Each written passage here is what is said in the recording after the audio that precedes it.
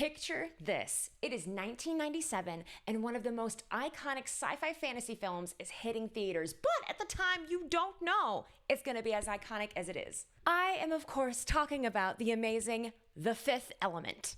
In this brand new series on my channel, guys, you're going to dive with me into some of my favorite media that makes me super nostalgic. Factoids, my favorite moments, games, movies, TV shows, we're gonna get into it all. So, for my freaks and my geeks and my little black sheeps that like to nostalgically look back on the media that turned us all into nerds in the first place, I invite you to talk nerdy with me.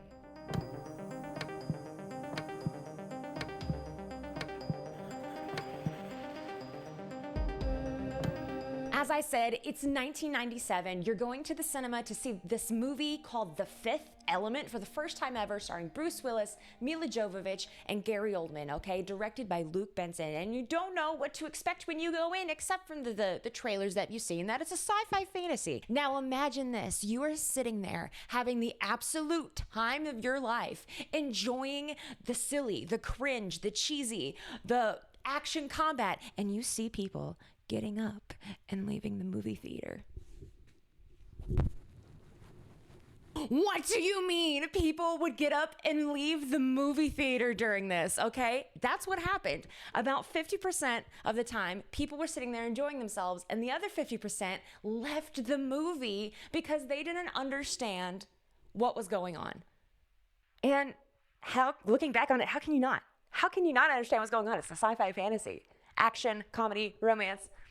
You know what I mean? So needless to say, this film was actually very divisive among the audience when it first came out, but it turned into the cult classic that it is now. The absolute staple in what you want to see in a sci-fi movie, okay? And in a tale as old as time, it's set in a universe that is being threatened by the ultimate evil, and only the ultimate good can save everyone. And this ultimate good is the missing fifth element. So fifth element will come to save mankind with the other four elements: earth, wind, water, and fire. The fact that I had to just think about that for a second and make sure I was saying all four of them all come together to save mankind from the ultimate evil. And if you haven't seen the film before, any of my youngsters ask, no, it's not Avatar: The Last Airbender. It's not. So don't. Oh!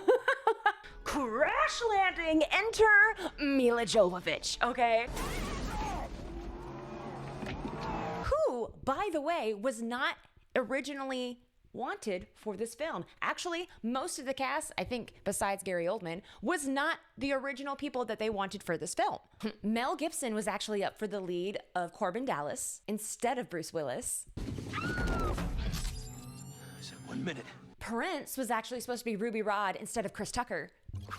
Unbelievable! And Mila Jovovich was actually still quite new as an actress on the scene. She'd been known for some credits as a child, but she was mainly known for being a model, which is totally fine. But when she came to her auditions, she came up full glam, nice outfits like she would any modeling gig. And that's not what Luke Benson wanted to see. And that actually made him turn her away from the role.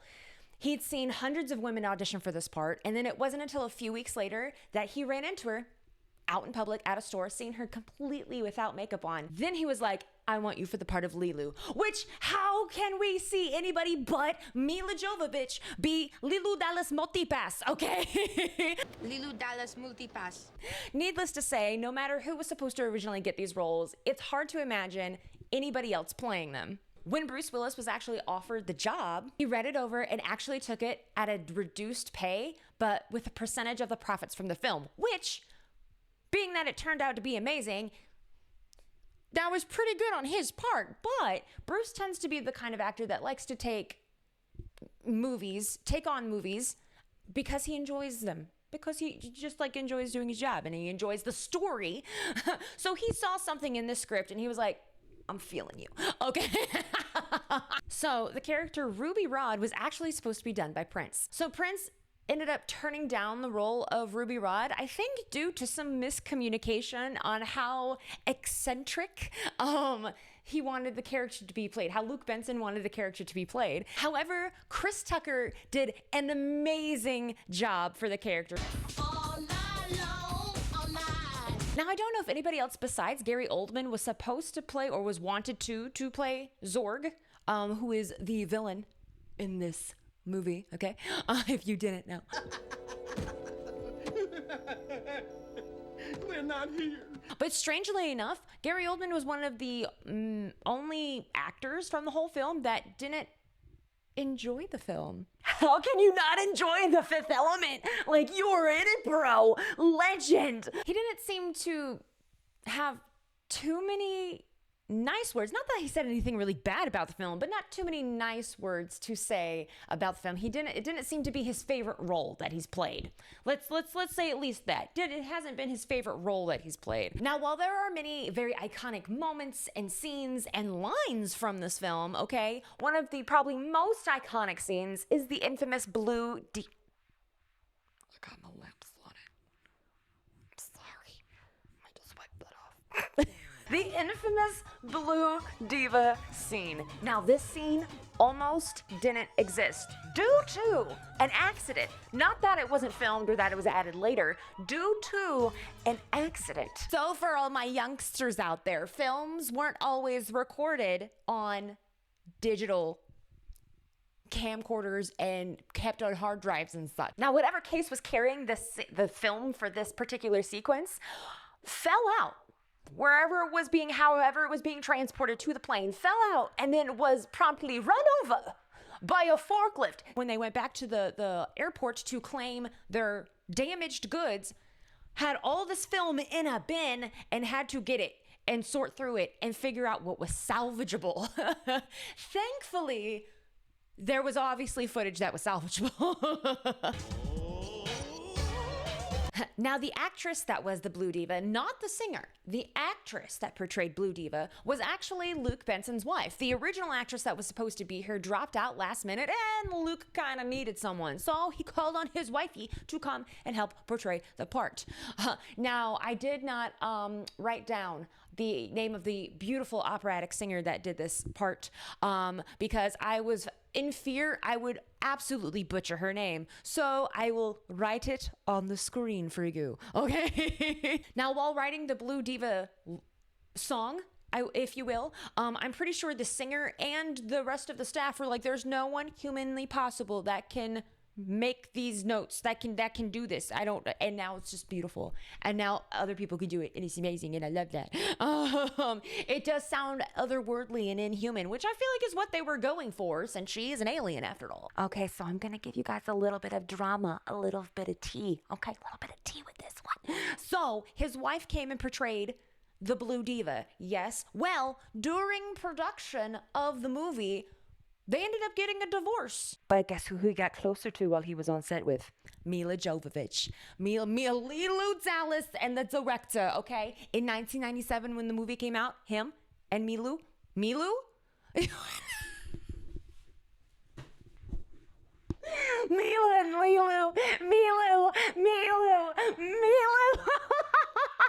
Mila Jovovich and Luke Benson got married in 1997 when the movie came out, but then eventually, divorced a couple years later.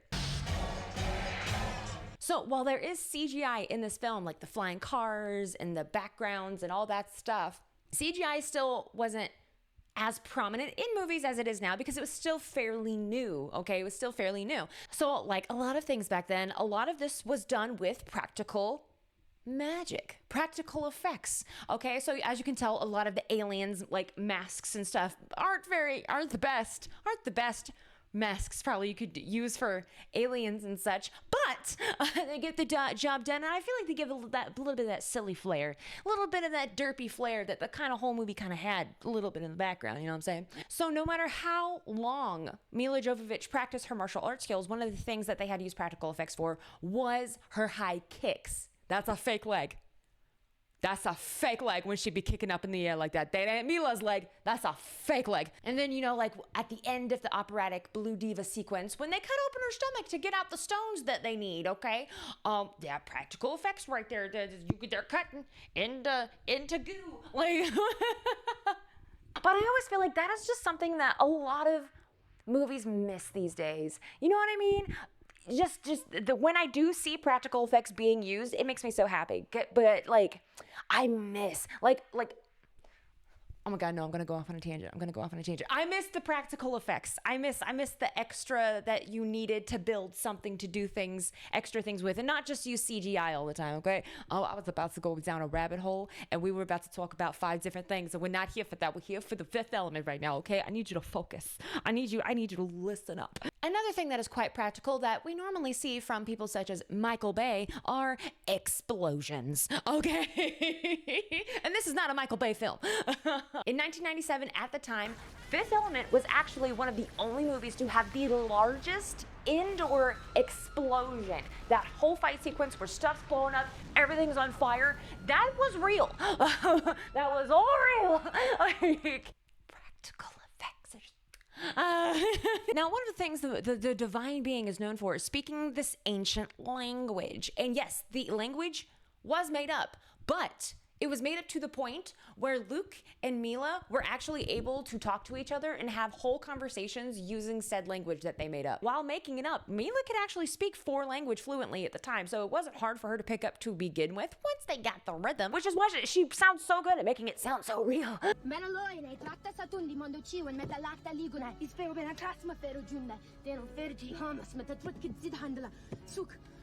Along with the divine language that was nicely created and cultivated to bring into this beautiful universe was the actual beauty itself by set design. Luke Benson actually brought on some French comic book artists to bring together the life of the Fifth Element. So the city with the flying cars, the cruise ship, all of it, the setting of Fifth Element was done so beautifully by these comic designers, and I wrote their names down so I wouldn't get them wrong. Jean Mobius Giraud, I probably wrote that incorrectly, and Jean-Claude Mézières. Okay, probably said all that kinds of wrong.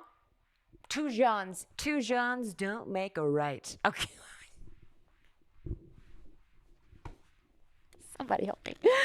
Please forgive my dumbness if you're new here. These artists brought together this world that made Fifth Element feel lived in and real, and this language feel like you shouldn't know it, but you should know of it. Like, you know, it was so beautifully written, so beautifully put together. Now, one thing that was put together in the creation of this was the overall mood. I'm gonna say mood. So it is a sci-fi film, very action-packed, but something a lot of people couldn't really get behind or didn't want to get behind was the silliness that is there. And it is there. There is humor, which is something you don't normally see in sci-fi movies, but Fifth Element pulled it off very well. They pulled off the humor. It's there in the lines.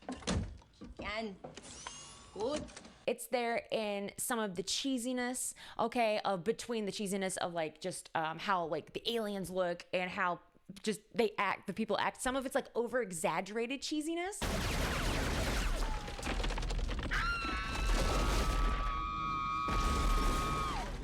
But I think because you expect to see sci-fi and action, no one really wanted to see that. But I feel like they just gave it so much more character. And I feel like that helped bring a lot more movies nowadays that have a lot more humor in their action. So for a lot of people, that was probably another thing as well. While they didn't understand the film, which is strange, there was like an overwhelming cheesiness that they couldn't get over. But it was either you loved it or you hated it. See, that's the thing. That's the thing I'm confused about right now. When it came out, it was either you loved it or you hated it. There was no in between. Okay? Now I feel like you just kind of love it. You just love it. And if you don't like Fifth Element, we're gonna fight. No, I'm kidding. But let me know in the comment section if you actually don't enjoy the Fifth Element. I'm curious. We won't fight, I promise. Much. One thing that was super overly exaggerated was the character Ruby Rhod himself. He was meant to be overly exaggerated and just out there, you know what I mean? A lot of people couldn't get behind his character, which is really sad because I love that character. A lot of people saw him as just too much, but a lot of the movie, I think he was just a comical outlet. While there was the humor undertones, like the actual lone comical outlet was that character. So again, it was either you loved him, you hated him. It was either you loved the film or you hated the film, which I hope a lot more people enjoy now that it's more of a cult classic and more of a staple in the sci-fi. Now, as we near the end of the video, guys, I want to share with you my personal 5 favorite scenes from The Fifth Element. Starting with number 5 is classically gotta be Lilu Dallas multipass. That scene, and then the scene right after where they're having a bit of a heart-to-heart, and like they're in the compartments, the sleeping compartments, and she's saying that she's the fifth element and she's gonna protect him even though he's there to protect her. Like she's like, no, you've got this mistaken. Okay, I'm here to protect you. If I hadn't come to get you, you would be in big trouble. Do you understand that? Do you understand big trouble? Yes. But you, no trouble. Me, fifth element. Supreme being. Me, protect you. Number 4 has gotta be the fighting montage slash diva operatic scene, okay? It's just chef's kiss. It's just chef's kiss. It just sounds so beautiful. Number 3, Zorg choking. So he's sitting at his desk. He's trying to be all villainous and tell you my evil plan. And then he starts choking on a cherry. Homeboy's over here choking on a cherry. He's dying by himself. Well, he's not by himself. One of the good guys is there. Okay, the priest is there, just dying in his office. And he's got all these gizmos and gadgets. And he finally gets the thing that's supposed to pat his back and just give him the Heimlich, essentially. And the thing is just laughed. The little alien creature is just laughing at him. Dude, I love it. That gets me a giggle every time. Like, you so dumb. You over here thinking you're gonna dominate everyone and everything, okay? And you can't even get someone to help you stop choking. How your entire empire of destruction comes crashing down, all because of one little cherry.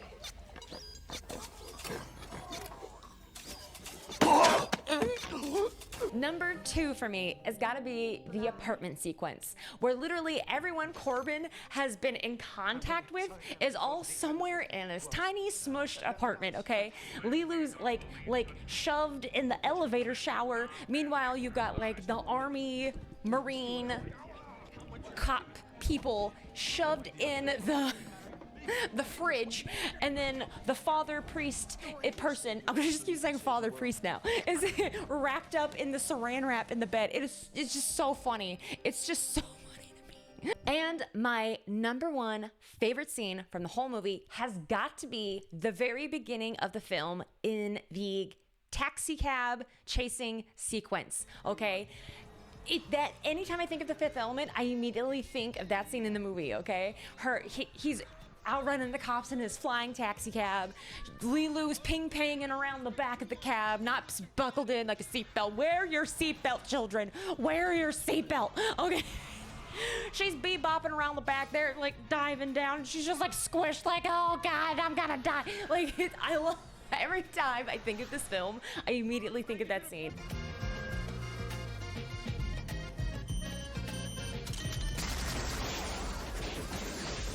And that was me talking nerdy about The Fifth Element, guys. And I genuinely want to know, if you've seen this movie, what was your favorite part, your favorite scene, your favorite line, your favorite character? Let me know in the comment section, because the Talk Nerdy videos are going to be ones where I will actually try to have discourse with you in the comment section, because I want everyone to feel that they have a place, especially if they enjoy nerdy things like I do. So make sure, if you have any recommendations of movies you want to see me talk about, or ask me any questions about Fifth Element, in the comment section, okay? I will answer, I promise. But I do want to know what your favorite part is. Hi!